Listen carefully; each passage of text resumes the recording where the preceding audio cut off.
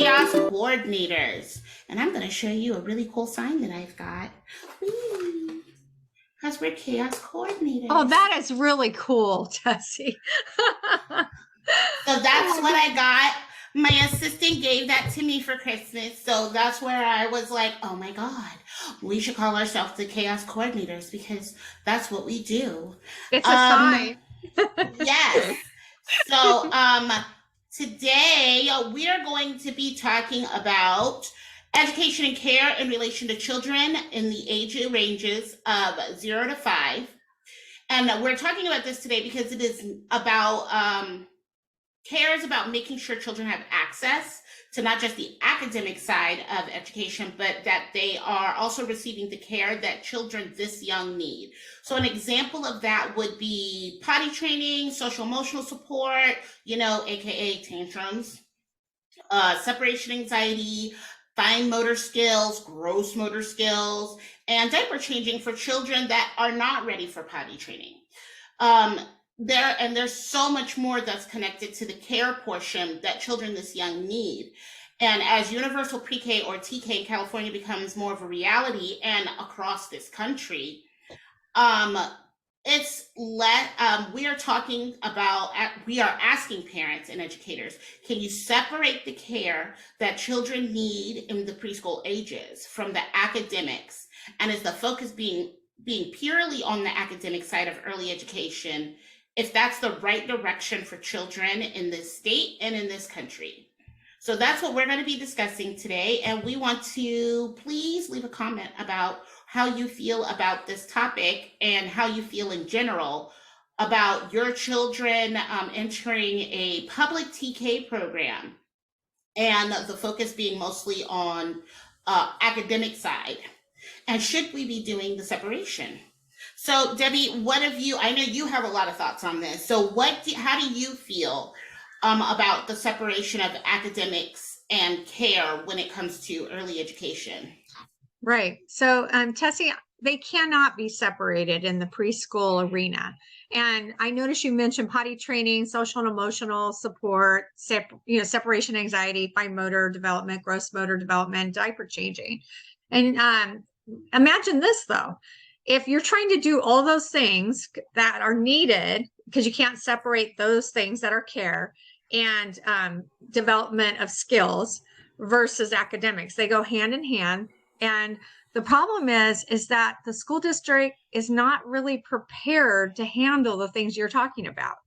They are trying to train up teachers, but as you and I both know, for all those things that we need to do, that takes time. And before any of that, though, if you have a huge class size with 24 kids, one, maybe two teachers, do you think you're going to get to do all that? Potty training, all that other stuff. And that's very true. We're talking about small children that they've just been potty trained. They are just learning how to be away from their family units. Some of them have trauma attached to maybe being away from their family units, have experienced some type of trauma early on.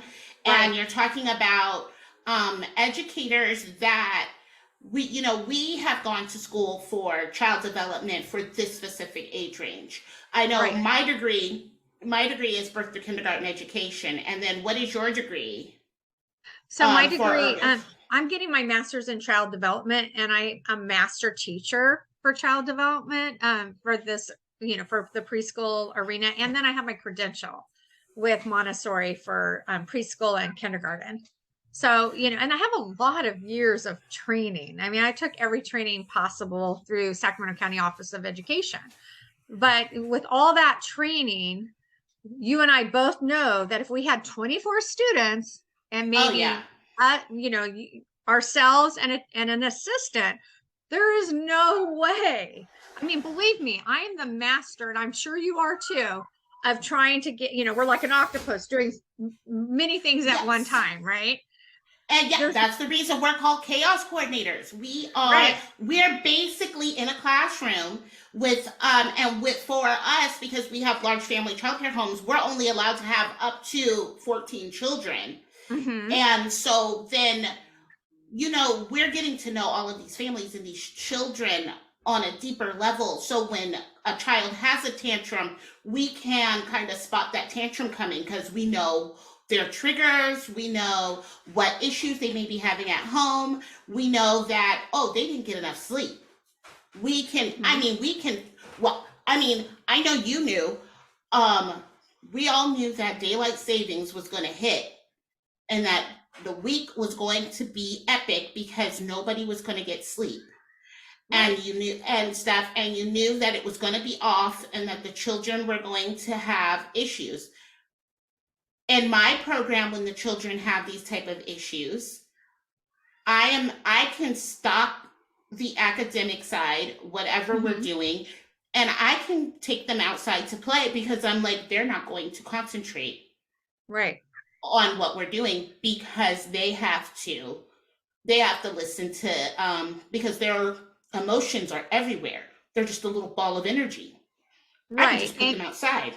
I think my concern, and I understand the need for the school district to commit that you have to get so many hours of instruction, but you cannot put hours of instruction to what we're doing. It's like we have to be Yeah, flexible, like you said. We have to, 1 minute we're changing a diaper, the next minute one of the kids had an accident, even though they're potty trained. Oh, the next thing we have to do is a parent's upset as they're dropping their kid off because maybe something happened on the way. There's so many things happening that we both know that if we had more than 13 kids, we wouldn't be able to do our job. So I guess the reason why I bring up that small group size over and over again is before you can even do these other things, you have to have the time to be able to do them. And so if you have a large group size, there's no way you're going to be able to address the things that we've discussed, like potty training, social and emotional support, separation anxiety, fine motor skills. There's not, yeah. that comes after you have the small group size where you can actually handle it. I've got my cat that's meowing.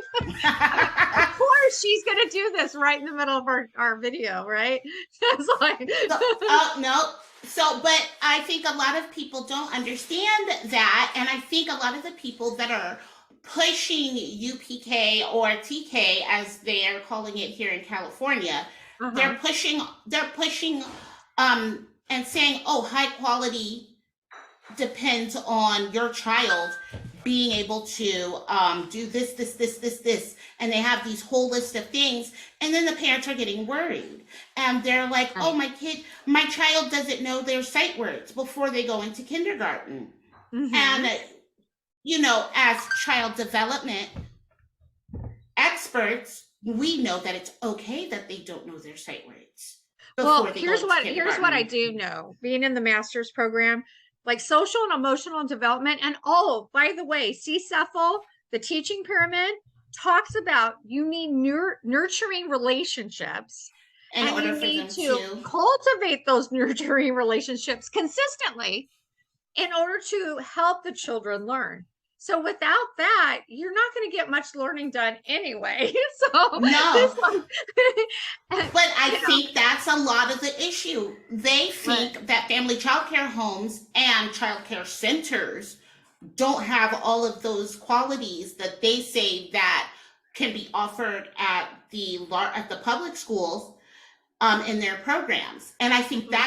that is the type of framing that we need to stop. I mean, when President Biden got on TV and was like, "Your children need access to high quality early education, not childcare," and you're sitting there like, "That's not accurate, sir. It's not. It's not No, accurate." we need to have a reality show where they come and spend a week at our program so we can show them Oh yeah, exactly what we're doing. yes, yes. Come see while I'm in the And middle of, participate, and you have to work yes, for a week, and so you really know what you're talking about, because yes, they really don't know what they're talking about. I know they mean well, not bashing yes. anybody, but when But you do and I what we do, you really get an understanding. Like, I didn't of even know what what it you all meant until I started working in the environment. yes. And I think they need to do, I think they need to do more than one visitation. They need to go through to all of these, different environments Mm-hmm. because I don't think don't think that having a public pre-K or TK is a bad thing. I am a huge advocate for children having access. And I think that TK should be an option, but I don't think it should be the only option. That's where I'm coming in, because there are people that they can't afford my program, and they may not be able to afford your program. Right. So being But able to have the choice is mhm. so important.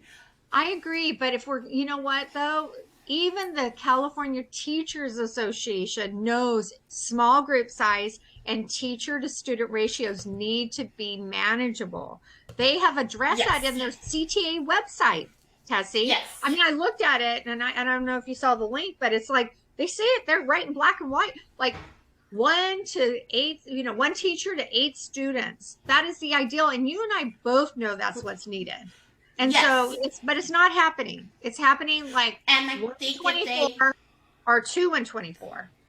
if they had actually if they actually properly implement a mixed delivery system, which is what we're going to talk about on our next podcast, but if they Mhm. actually attempted and put into focus an actual mixed delivery system, we're not talking about recreating the wheel. You already have people in place that can work with the public school systems to Right. deliver high quality education and care to these children, Mhm. that we could lower the class sizes. We Yes. could going in, and a partnership for me looks like we're going into the schools and we're having meetings and we're going, okay, so this child may not be benefiting from this type of environment. Right. Maybe you can contact us and we can see if our environment works for them, Mhm. and see what we can do to make sure that this child is getting the quality that they need. That is what we should be focusing on, but we're not. We're trying Right. to create cookie cutter programs that may not benefit all the children. Well, okay, this is the rub. PITC West Ed, they're all about looking at each individual child's needs from infant and toddler, but I noticed that it even helps with preschool. Those Yes. PITC principles I utilize in my preschool, and it's been a dream. The kids are, doing so well. The thing is, the state has this information. Are they choosing to use it? That is the question. And I don't see evidence of that because, when you look at the decisions being made, I don't know who's making them, but it doesn't seem like they're decisions that are, following the individual child. As they say, it's No. important. Yes, individualized curriculum, individualized education for education and care. Because I do not want. I think people need to hear it often. You Hmm. cannot, you cannot provide high quality education to small children without the care component.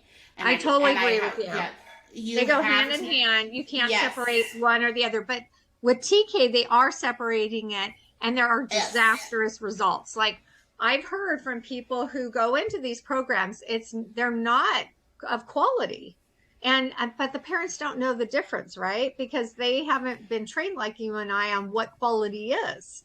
But I've decided to start educating the parents on what quality looks like. Because once they have that information, they'll be able to spot it too. But they yes. just don't know what to look for right now No, because and no one's then trained them. no, and when you start talking to a lot of the representatives and Hmm. how they and what they think quality is, that becomes the issue. They don't Right. what me and you think is quality for the children. We're like, they're happy, they're flourishing, they're coming to us for questions, they're learning how to regulate their emotions. You Hmm. see a tantrum happening and you can say, can you take a deep breath for me? And they take a deep breath, and they may still yell at you. Okay, Right. they may still yell at you, but they Yeah. tell you what their feelings are, and then you guys can walk through it together. Right, But but that's after months and months of you working with months that child, helping them identify their emotions. and Because getting to know the right? parents, getting Mm-hmm. to know the parents, understanding how their family structure works. Like there's a lot of things. This is what high quality looks like to us. We are getting to know the families. Yes. And we're providing responsive care. And, we're helping the children identify their feelings. We're helping them, we're co-regulating with them so they know what it looks like because you have to model it so they can Yes. start regulating themselves eventually. Doesn't happen instantaneously. They're learning how to potty train, handle their bodily functions. They're learning how to, acquire skills like fine motor development, gross motor development, but that all takes time. And with a large group, there's no way you're going to be able to address those things. There's no way. No, and children will slip through the cracks, especially when you start getting into. I go along. I get to know these children's personalities. Mm-hmm. Um, my experience with this was my own son is not a big talker in school. And Okay. he gets to school, and the teacher says, "Oh, he's not participating." And I was like, "He doesn't like speaking in front of other people." Right. He had a language delay when he was younger. He still gets a very shy about talking in front of other Mm-hmm. people. She says, "Well, part of his grade is participating. So if he doesn't participate during discussions, then he gets a bad grade." And you're sitting there, and I'm like, when you get children that their personality is not to automatically speak, is not to speak up, raise their hand, be the center of attention, what other things can you do to see if the children is knowledgeable about whatever you're having a discussion about? Look, Why do nurturing care needs to happen from preschool on through third grade. And if someone's making that kind of judgment of a child, that's a problem and that's a training issue. No teacher should be saying you need to do X, this teacher directed type, expectation, I would call it, yeah. right? Because that's not how it works. You have to model and you have to help the child get there. They're not going to just Yeah. get there because you want them to get there. Oh This is yeah, not elementary school, no, right? I have. We do show and tell, and Mm-hmm. sometimes my kids will bring things to show and tell, and then I'll have them sit in the little chair, and then as soon Mm-hmm. as they get to the little chair, I go, "Well, okay, do you want to show and tell?" "Oh, okay, you're fine. You're fine. Yeah, Thank you for bringing your toy. I'm glad we got to see it." And then we send them to their seat. There is right, nothing wrong with a child not being comfortable right, with doing that type of stuff. And sometimes they just wanted to bring it and show to one friend. right. It's just, and it's patience too, because we're helping them develop skills, but that takes many, many steps before the skill starts showing up. And so it Yes. takes a lot of patience in our job. You can't just expect that all the kids are going to do the same thing. That's teacher directed type training, and it just has no place in the early childhood environment, and really through pre-K and kindergarten. If you can have a mix, it's better. You can't Oh expect yeah. it to all be teacher directed. That's No. insane. And I think that will also be another podcast talking about Hmm. teacher directed and how to encourage your students and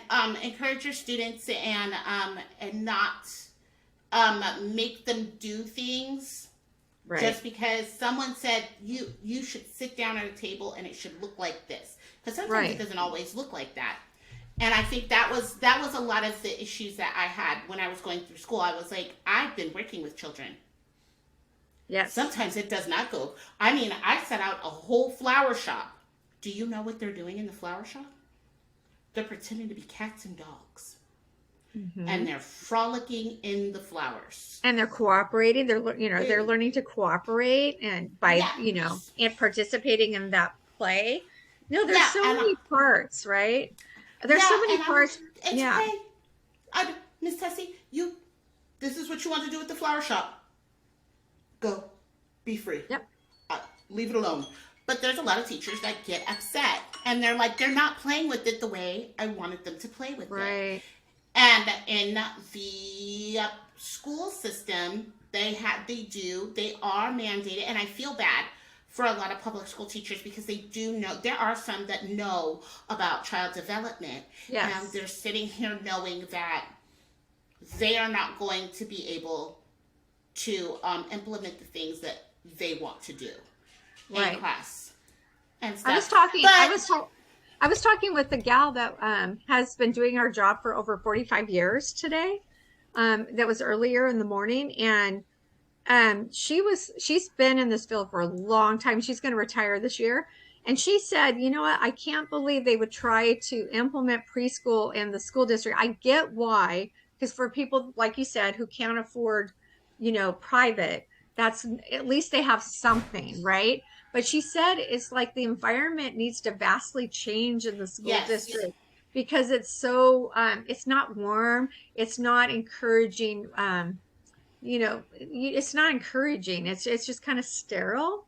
So she said that a lot needs to occur in that setting for it to be they're an not inviting setting. listening, and they're not listening to the experts. Um, So the teachers are telling them, and they're not listening to them as they're telling them that this needs to change for early education in the school system in order for this to make any lasting right. impact on the children. Do you But think it's man, ego? Do you think it's it is ego? ego. I It think is it is ego. ego too, because like I like the idea of a charrette where you get people, all different types of people in the room to really talk. Like that's my experience now about through Sacramento County mixed delivery. We have professors, we have family child care, we have centers, we have child action. I mean, the list goes on. And this guy put together such a very diverse group, and it's just the most lovely experience because everyone has their take, and he had these posters where we all got to write our take on it. It was so lovely, and it's just like Sacramento County has just been so good about that, and I think the state could take some lessons, quite frankly, Probably, because I mean, their work yeah, group is not it's not representative diverse. of, it's not Yeah, diverse, and it's not a representation of what is happening in the state. But right. my alarm went off and we went over Oh, we're time. done. Oh my goodness, that So was too short. um thank you guys for joining us. I look forward to seeing you on our next podcast. Please comment, like, and subscribe, and share the video. We'll see you next time. Bye. Bye. Take care, Tessie.